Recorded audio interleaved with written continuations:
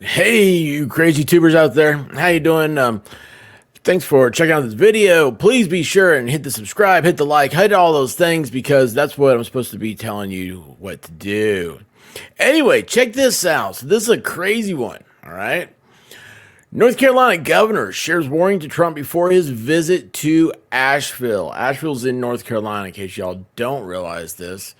It's been hit hard with the hurricane storms, Helene, whatever. I don't know if you guys realize this or not. I live in an area not too far away from there, and it is absolutely devastated.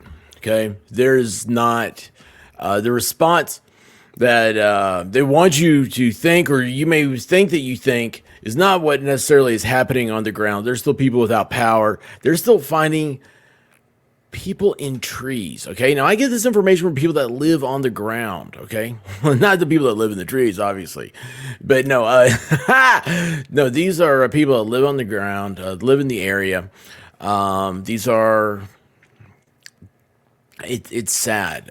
It's I don't really have words to describe what I've heard. I've had people tell me personal stories, and it's like anything helps. Literally anything helps. It's just sad.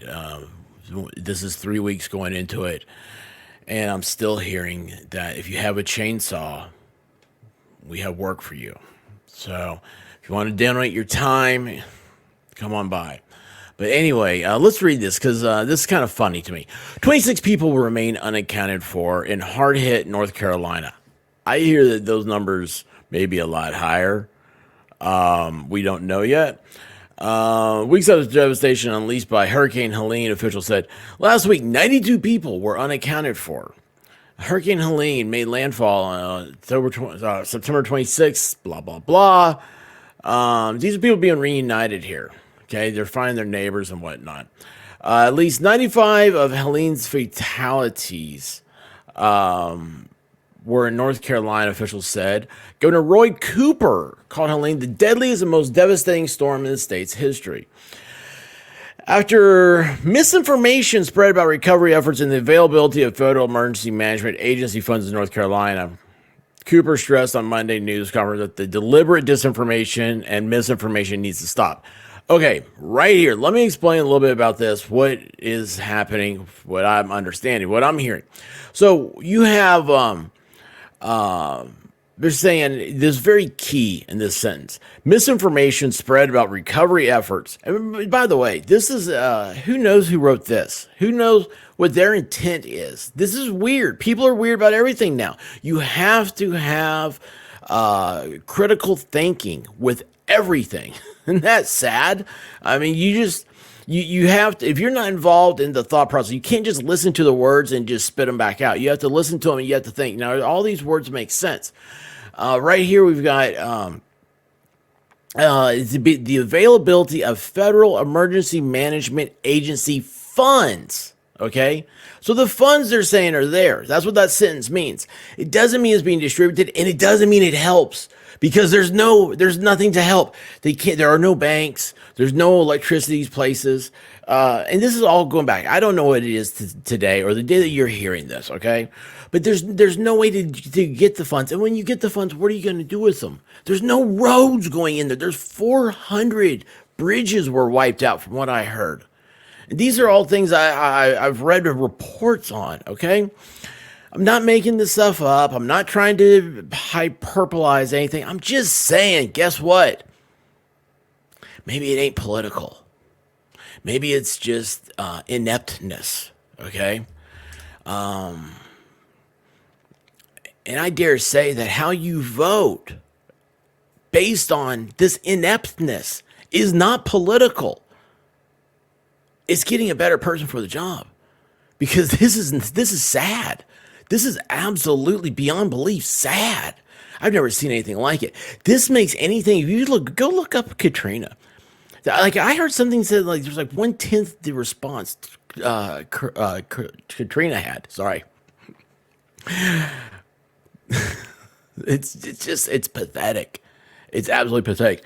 And so here's the problem is that you can't get back in these places. There's hollers and valleys and whatnot, and money doesn't help. You have to have boots on the ground, y'all. You have to have the actual physical labor. Sometimes money doesn't do anything. So that's what's very terrifying about this term here. Funds, FEMA funds. They're saying that no misinformation about funds, people. You can follow the money track. That's all public available stuff. You can find out if the money's been distributed or not. You can also see, what's been picked up. But the fact is, look at here. Here's a house. So there's no misinformation. This is somebody's house. This is where they lived. The governor goes on to say, it hurts the very people we are trying to help. It discourages and makes people fearful of signing up for help. I don't know how it makes people fearful for signing up for help, saying that they don't have funds. Okay, that doesn't make sense. Those two sentences don't add up together. First responders and soldiers who are on the ground trying to help. It enables scam artists, and it hurts the morale of government officials, first responders, and soldiers who are on the ground trying to help. Okay, the morale, like, again, these people, I've made a FEMA claim before, and you know what? Those people are amazing. They do amazing work. I'm really surprised with how great the system works. Their morale is phenomenal. They were asking me questions that I didn't even know they were asking, like things like, I knew they were asking, right? But it's like, really, you're getting this? Like, I never thought about this being a problem. And it's like your own personal well-being. They really cared. And it was in an area not far from where this happened. But that's somebody's house. You don't get to move back in tomorrow. Okay, this is gone. Everything is gone. You can't replace a lifetime of stuff. It's the little things that make you who you are, right? Where would I get another would me? It's things like that you collect, and they kind of represent your identity. It's all in this valley, destroyed. It's, again, words don't describe how bad this is. Former President Donald Trump is set to visit the hard-hit city of Asheville Monday to survey damage from the storm. By the way, Asheville only has one way in and out right now. You cannot get to North Carolina from the state of Tennessee. Think about that one for a second. Cooper said he's asking the former president not to share lies or misinformation while he is here. This is a completely uncalled for political hyperbole statement, and it is not true. Look at this. Oh, what lie am I going to share? There's a picture of it. Look at that. Look how big these trucks are. They are turned upside down. Do you know how many trucks you have to come in here? You have to have bulldozers. You have to have excavation stuff. Everything is gone. Nothing is there. Everything was underwater. None of these machines that they had in the Asheville vicinity work, and there's no way to get them in or out easily. Look down here. This is Asheville, right? This is like, here's the city, here's the river. Look how these buildings are destroyed. That means everything's inside the buildings that are still standing has all been flooded. All that has to be gutted because black mold is coming, okay? All of this is completely gone. It's a biohazard problem here very, very shortly. Cooper said the White House responded quickly and positively to our request for FEMA. You know what?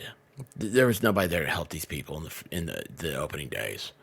There's still places that have not been, they're not getting help. And these are not words I'm making up. These are things that are on YouTube. They're on Twitter.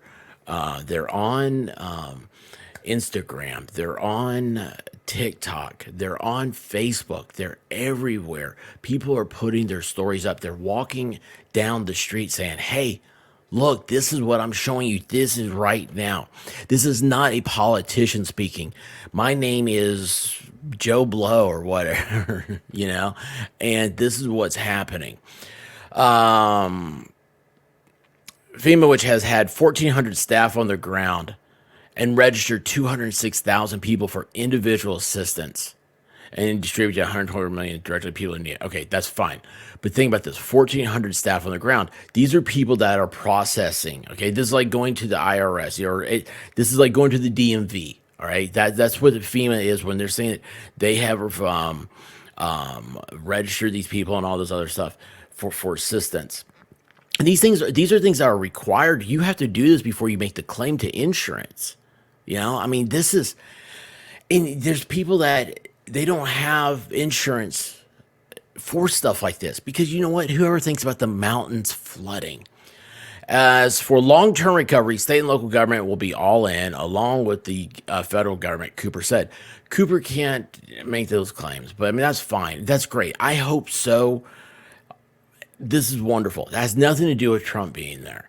This will take billions of dollars and years of bipartisan focus from everyone working together to make it happen.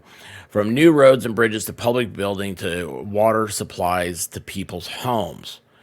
FEMA is now launching a new initiative to hire community liaisons in North Carolina's impacted counties.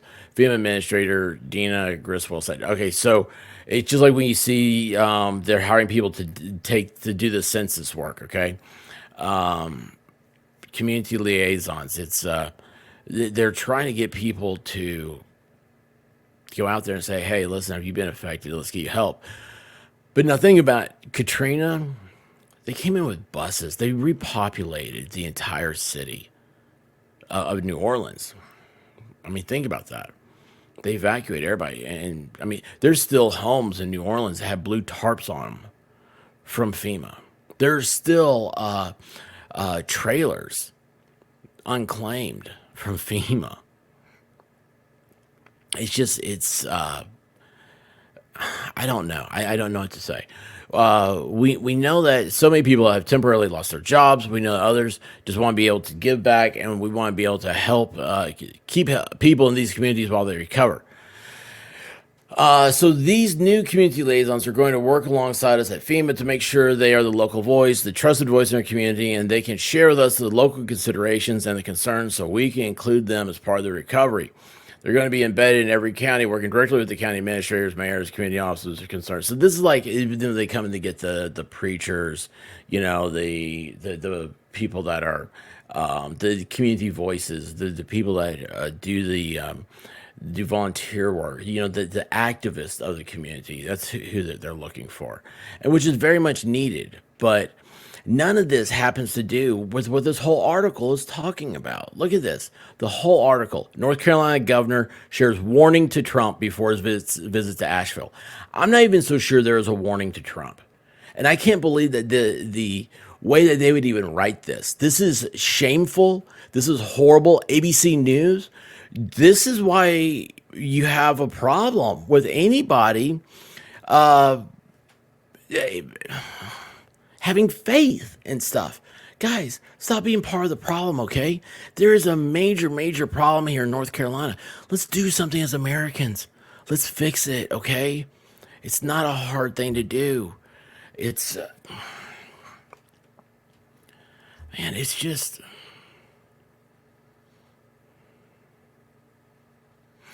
be part of the solution. Don't be part of the problem, okay? Don't try to politicize every single thing. That's part of the problem. All right. And you know what? Maybe Donald Trump needs to get on the ground there and see what's going on, because he might be able to help people like he did with the 9/11, with the Twin Towers falling. He went down there by himself, and he started into the rubble. No one asked him to. He wasn't running for any office. He's just a good old Democrat back then. Think about that. But now it's just because he got a different letter behind his name that somebody somewhere's got to politicize it. And it's just said, instead of just saying, thank you. That's all it takes. Y'all be good to each other, okay? Stop the nonsense. Think for yourself. And other than that, I love you guys. I stream every night just about at 9 p.m. And I hope that you subscribe, hang out with me. And till later, dream about me.